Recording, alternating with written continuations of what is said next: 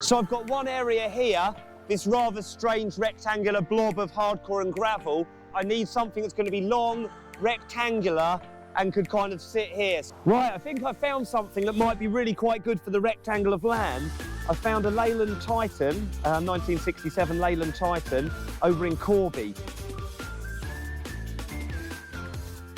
I'm now the proud owner of the Love Bus.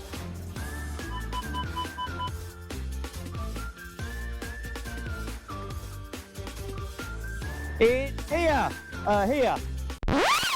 Welcome back to Riverside Barns. So I've committed to Coronation Mega Party, which is a great thing. And I've now got humans all over the place like ants trying to get everything ready for the Magic Celebration. So follow me and I'll show you who's doing what.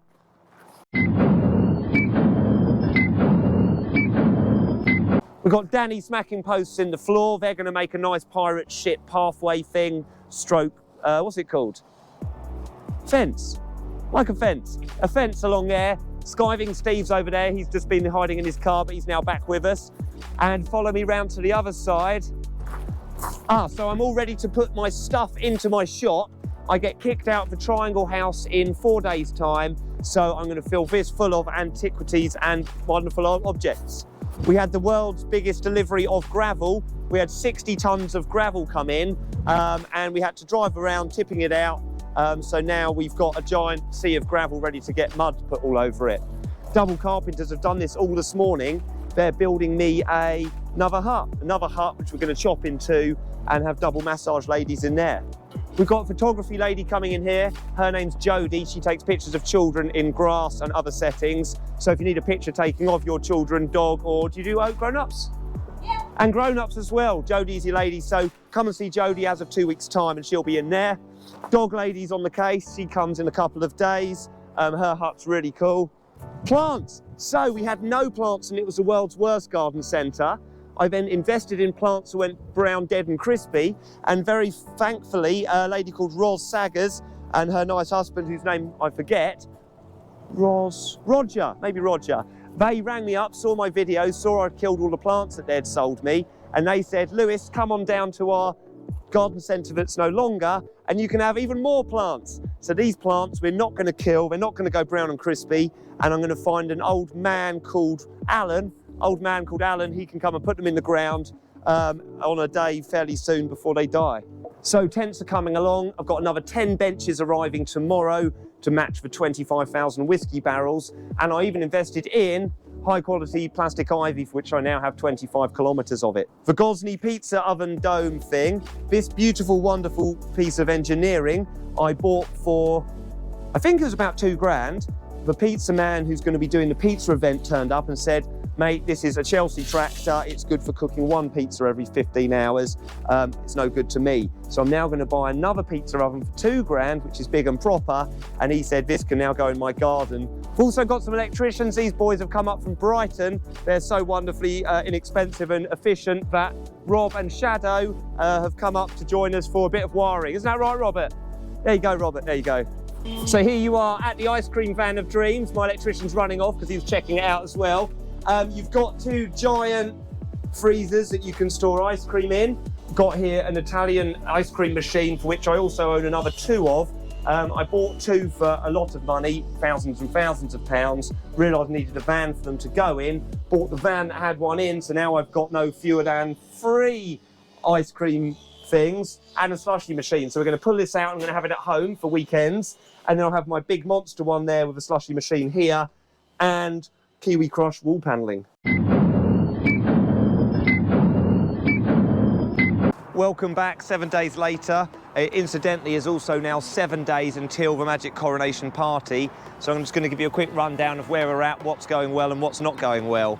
Green trailer's ready to go. We had it wrapped in a nice olivey green colour. We've given it a good clean, so we're going to fill that full of fun stuff. So that's a good tick in the box.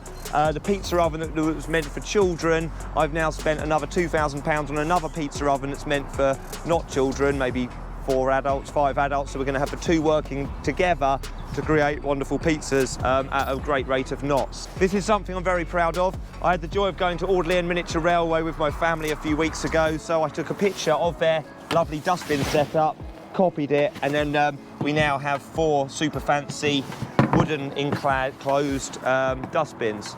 We've also sprouted up another 10 benches. I didn't want anybody to be sitting around on the grass if they didn't want to. So we now have 1, 2, 3, 4, 5, 6, 7, 8, 9, 10 benches, all painted in a lovely brown colour. My 900 kilometres of rope turned up eventually. So now we have wonderful pirate rope effect fencing going all the way around the lake, which we will have illuminated hopefully in the next few weeks. Here are 2 wonderful rust effect metal looking fire pits. So we're going to fill those with wood and burn stuff. The inside of the tents has come on a long way. We've now got loads of fake ivy, extra B&M plants. We've even got lots of Chinese paper lanterns that are hanging looking like planets. So yeah, once this is all fired up with the lights in the evening time, I think it will be really, really lovely. What you may believe to be on the floor here as 6 wooden poles worth approximately £30, this is actually a specifically engineered bespoke TP lifting kit. So these poles, which cost £850, hold the opening out so that you can walk in and out more easily, and it creates like an entrance porch. But for £850, shame on you, TP company. Yeah, and one's even broken as well. I'll show you the broken one.